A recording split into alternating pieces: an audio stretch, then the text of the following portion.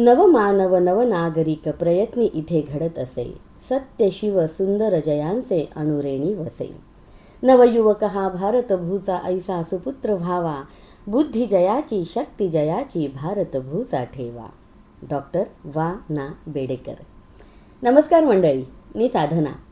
माझं नाव जरी 3 अक्षरी असलं तरी गेली 3 दशकं माझं आयुष्य एका 4 अक्षरी मंत्रानं समृद्ध झालंय आणि तो मंत्र म्हणजे बेडेकर. ठाणेकरांच्या अनेक पिढ्यांच्या आयुष्याशी हे नाव इतकं घट्ट जोडलेलं आहे की मी बेडेकर प्रॉडक्ट आहे असं अभिमानाने म्हणणाऱ्यांची संख्या आजही असंख्य आहे. अनेकांचा जन्म बेडेकर हॉस्पिटलमध्ये झाला. बालपण आणि शिक्षण बेडेकर शाळा आणि कॉलेजमध्ये घडलं आणि आयुष्याला दिशा मिळाली बेडेकरांच्या संस्कारातून. आज आपण अशाच एका विलक्षण कुटुंबाचा प्रवास अनुभवणार आहोत, जिथे लक्ष्मी आणि सरस्वती हातात हात घालून नांदतात, जिथे वैद्यकीय सेवा ही केवळ व्यवसाय नसून उपासना आहे आणि शिक्षण ही केवळ पदवी मिळवण्याची प्रक्रिया नसून राष्ट्रनिर्मितीची साधना आहे. या प्रेरणादायी प्रवासाची सुरुवात होते त्या व्यक्तिमत्वापासून ज्यांनी एका कुटुंबालाच नव्हे तर संपूर्ण समाजाला विचारांची दिशा दिली. डॉक्टर वा ना बेडेकर.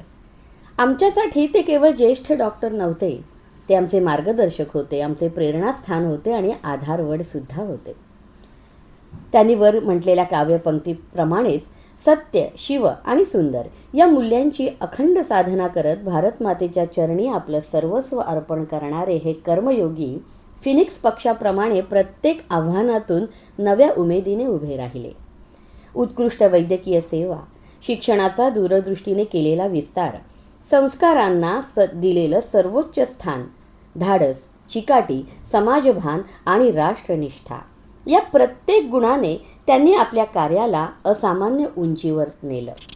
भारत सहकारी बँक, विविध शैक्षणिक संस्था, सत्कर्म प्रतिष्ठान आणि समाजाला उपयोगी पडणाऱ्या अनेक उपक्रमांच्या माध्यमातून त्यांनी केवळ संस्था उभारल्या नाहीत तर विश्वास, संस्कार आणि सेवाभावाचा एक विशाल वटवृक्ष रुजवला. याच भक्कम पायावर उभी राहिली बेडेकर कुटुंबाची प्रेरणादायी परंपरा. अशा या दूरदृष्टी लाभलेल्या मूल्यांची बीजे रुजवणाऱ्या आमच्या मोठ्या डॉक्टरांचा समृद्ध वारसा समर्थपणे पुढे नेला तो डॉक्टर विजय बेडेकर यांनी. 1947 सालामध्ये जन्मलेल्या डॉक्टर विजय बेडेकर यांच्या व्यक्तिमत्वातच स्वातंत्र्य, स्वाभिमान आणि राष्ट्रभावनेची प्रेरणा जणू जन्मतःच सामावलेली होती. वैद्यकीय शिक्षण पूर्ण करून त्यांनी डॉक्टर बेडेकर हॉस्पिटलची धुरा समर्थपणे सांभाळली. पण त्यांनी केवळ वडिलांचा वारसा जपला नाही तर आपल्या दूरदृष्टीने त्यात नवे आयामही जोडले. मोठ्या डॉक्टरांप्रमाणेच सत्यनिष्ठा, सत्यप्रियता आणि तत्वनिष्ठा हे त्यांच्या व्यक्तिमत्वाचे अविभाज्य गुण होते. भ्रष्टाचाराविरुद्ध त्यांनी कधीही तडजोड केली नाही. प्रसंगी न्यायासाठी न्यायालयाचे दरवाजे ठोठवण्याची तयारी ते ठेवत. योग्य गोष्टीसाठी ठामपणे उभे राहण्याचा आदर्श त्यांनी आपल्या कृतीतून समाजासमोर ठेवला. दूरदृष्टी, निर्भीडपणा आणि मूल्यांशी असलेली अखंड बांधिलकी यामुळे त्यांचे व्यक्तिमत्व सर्वार्थाने आजही प्रेरणादायी ठरत आहे. विद्याप्रसारक मंडळाला एका नव्या उंचीवर नेण्यात त्यांचे योगदान अत्यंत मोलाचं आहे. मोठ्या डॉक्टरांनी रुजवलेल्या समाजसेवेच्या परंपरेला पुढे नेत सामाजिक, सांस्कृतिक आणि वैचारिक क्षेत्रातही त्यांनी अनेक महत्त्वपूर्ण उपक्रम सुरू केले. त्यापैकीच एक म्हणजे इन्स्टिट्यूट ऑफ ओरिएंटल स्टडीज. भारतीय इतिहास, संस्कृती आणि संस्कृत विषयाच्या अभ्यासासाठी समर्पित असलेल्या या संस्थेने संशोधकांसाठी ज्ञानाचा अमूल्य ठेवा उपलब्ध करून दिला. 1985 सालापासून सुरू झालेल्या या संदर्भ ग्रंथालयात आज 40,000हून अधिक इतिहास आणि संस्कृतीवरील दुर्मिळ ग्रंथ, 3,000पेक्षा अधिक संस्कृत हस्तलिखिते आणि असंख्य प्राचीन शिल्पसंपदा अभ्यासकांसाठी जतन करण्यात आली आहे. ही संस्था म्हणजे भारतीय ज्ञान परंपरेचे जिवंत दालनच आहे. सहकार क्षेत्रातही त्यांचे योगदान तितकेच महत्त्वपूर्ण आहे. भारत सहकारी बँकेच्या कार्यात सक्रिय सहभाग घेत समाजाच्या दैनंदिन गरजा योग्य दर्जात आणि वाजवी दरात उपलब्ध व्हाव्यात या हेतूने भारत ग्राहक पेठेची उभारणी करण्यात त्यांनी पुढाकार घेतला. त्यांची धडपड इथेच थांबली नाही. समाजाची वैचारिक भूक भागवणारा, अभ्यासपूर्ण विचारांना व्यासपीठ देणारा आणि सुजाण जनमानस घडवणारा दिशा हा दर्जेदार मासिक उपक्रम 1996 सालापासून त्यांच्याच पुढाकारातून आजपर्यंत सुरू आहे. आणि त्यांच्या स्वप्नांना साकार रूप मिळाले ते 2012 सालामध्ये. रत्नागिरी जिल्ह्यातील गुहागर येथे महर्षी परशुराम अभियांत्रिकी महाविद्यालयाची स्थापना झाली. ग्रामीण भागातील विद्यार्थ्यांसाठी उच्च तांत्रिक शिक्षणाची दारे उघडणारा हा प्रकल्प त्या परिसरासाठी खऱ्या अर्थाने शैक्षणिक वरदानच ठरला. या अखंड कार्यप्रवासात त्यांना खंबीर साथ लाभली ती त्यांच्या सहचारिणी सौभाग्यवती सुमेधा विजय बेडेकर यांची.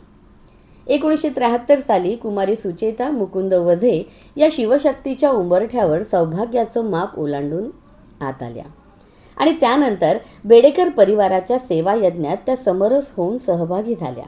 कुटुंब, संस्कार, समाजकार्य आणि संस्थांची जबाबदारी समर्थपणे सांभाळत त्यांनी या कार्याला शांत, संयमी आणि स्नेहपूर्ण बळ दिले. प्रत्येक यशस्वी पुरुषामागे एक समर्थ स्त्री असते असं आपण नेहमी म्हणतो, पण काही स्त्रिया केवळ कुटुंबालाच नव्हे तर संपूर्ण संस्कृतीला समृद्ध करत असतात. अशात आमच्या सुमेधा वहिनी.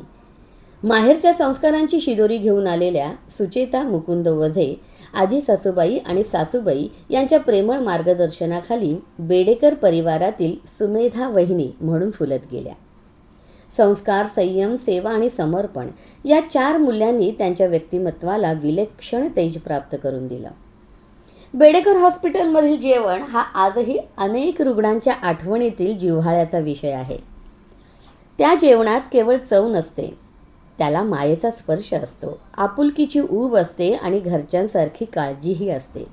आणि म्हणूनच इथले अनेक रुग्ण औषधांनी तर बरे होतातच, पण त्याचबरोबर माणुसकीच्या या स्पर्शाने मनानेही पुलकित होतात.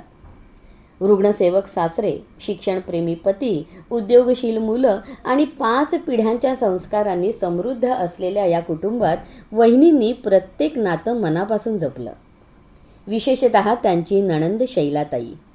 त्यांना शरीराने मर्यादा असल्या तरी त्या मनाने अभंग होत्या आणि म्हणूनच या दोघींमधलं नातं हे केवळ नणंद भावजयांचं नव्हतं, तर ते सख्ख्या बहिणींच्या प्रेमाचं जिवंत उदाहरण होतं.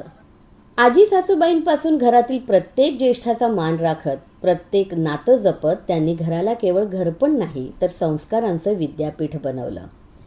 या वातावरणात वाढणारी पुढची पिढी ही नकळत अतिथी देवो भव, प्रेम, सेवा आणि जिव्हाळा या जीवन मूल्यांना शिकतच पुढे आली. पुढे वैद्यकीय क्षेत्रातही हाच संस्कार त्यांच्या व्यक्तिमत्वाचा अविभाज्य भाग ठरला. आज बेडेकर हॉस्पिटलशी जोडलेल्या रुग्णांच्या 3-3, 4-4 पिढ्या आहेत. उपचार पूर्ण होऊन डिस्चार्जची वेळ आली की एखादा रुग्ण प्रेमाने वहिनींना विचारतो, काय हो, आणखी 2-4 दिवस इथं राहता येईल का? मला वाटतं हा प्रश्नच त्या नात्याची साक्ष देऊन जातो. इथे डॉक्टर आणि रुग्ण यांच्या केवळ उपचाराचं नातं नाही तर ते श्रद्धा, विश्वास आणि माणुसकीचं नातं बनतं. जणू देव आणि भक्त यांच्यातील अद्वैतच. म्हणूनच प्रत्येक नवजात बालकाला निरोप देताना तुळशीचं रोप भेट दिलं जातं आणि आईच्या कुशीतल्या त्या पहिल्या क्षणाचं छायाचित्रही प्रेमानं स्मृती म्हणून भेट दिलं जातं. उपचारांसोबत संस्कार देण्याची ही परंपरा बेडेकर परिवाराची आता ओळख बनली आहे. या सर्व प्रवासाविषयी बोलताना वहिनी अत्यंत नम्रपणे म्हणतात, अहो अडचणी तर येतातच, पण आम्ही त्या सगळ्या अडचणींना यज्ञातील समिधा मानतो, कारण हे कार्य आमच्यासाठी व्यवसाय नाही तर हे एक व्रत आहे. आणि त्यानंतर आणखी एक सुंदर व्याख्या जी वहिनी सांगतात ती मनाला स्पर्शून जाते, ते म्हणजे शुश्रूषालयात नवी पिढी जन्माला येते आणि स्वयंपाकघरात नवी पाककृती. या दोन्ही ठिकाणी सृजनच घडत असतं ना, आणि म्हणूनच हा अखंड सृजन यज्ञच आहे. या सृजन यज्ञाचा सुगंध घरात येणाऱ्या असंख्य मान्यवर, विद्वान, कलाकार आणि समाजपुरुषांच्या सहवासाने अधिक दरवळत गेला.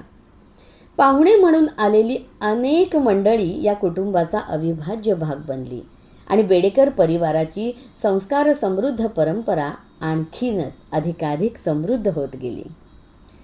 मंडळी, खरं तर संस्कारांची खरी ओळख होते ती पुढच्या पिढीतून. डॉक्टर विजय बेडेकर आणि सौभाग्यवती सुमेधा बेडेकर यांनी ज्या मूल्यांची जोपासना केली तीच मूल्ये आत्मसात करत त्यांच्या पुढच्या पिढीने म्हणजे डॉक्टर महेश आणि डॉक्टर आनंद यांनी आपली मार्गक्रमणा पुढे सुरू ठेवली. एकत्र कुटुंबात वाढलेली ही भावंड म्हणजे जणू राम लक्ष्मणाची जोडी. समृद्धी लाभली पण तिचा अहंकार नाही, संपन्नता लाभली पण संस्कारांची साथ कधी सुटली नाही. नम्रता, अभ्यासवृत्ती, अतिथीशीलता, शिस्त आणि ध्येयवाद या गुणांनी त्यांचे व्यक्तिमत्व घडत गेले. भारतीय विद्यापीठ मेडिकल कॉलेजमधून वैद्यकीय शिक्षण पूर्ण करताना डॉक्टर महेश यांच्या डोळ्यासमोर एकच आदर्श होता, आजोबा आणि वडिलांनी घालून दिलेला सेवेचा मार्ग. पिढ्या बदलल्या की विचारांमध्ये एक अंतर निर्माण होतं असं अनेकदा म्हटलं जातं, पण बेडेकर कुटुंब या समजुतीलाही अपवाद ठरलं. येथे प्रत्येक नवीन पिढीने परंपरेचा वारसा स्वीकारत त्यात काळानुरूप नवे आयाम जोडले. डॉक्टर महेश बेडेकर यांनी बेडेकर हॉस्पिटलच्या कार्याचा विस्तार केला. त्यांच्या दृष्टीने उपचार म्हणजे केवळ शरीरावरील आजार बरा करणे नव्हे तर रुग्णाच्या मनालाही आश्वस्त करणे. म्हणूनच अल्पावधीतच ते रुग्णांच्या विश्वासाचे आणि प्रेमाचे डॉक्टर बनले. परंतु त्यांची कार्यक्षमता हॉस्पिटलच्या 4 भिंतींपुरती कधीच मर्यादित राहिली नाही. ठाणे शहरातील हॉकर फ्री आणि फेरीवाला मुक्त क्षेत्रासाठी सातत्याने प्रयत्न करणारे, ध्वनी प्रदूषणाच्या विरुद्ध जनहित याचिका दाखल करून सायलेन्स झोन्सची संकल्पना प्रत्यक्षात आणण्यासाठी शासनाला प्रवृत्त करणारे, समाजहिताच्या प्रश्नांवर निस्वार्थपणे लढणारे डॉक्टर महेश हे सामाजिक व्यथांवर उपचार करणारेही डॉक्टर ठरले.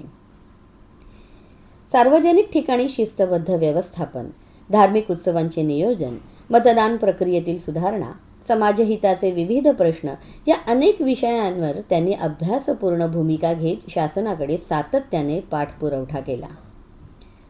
रुग्णाची नाडी ओळखणारे हे डॉक्टर समाजाची नाडीही तितक्याच अचूकतेने ओळखतात.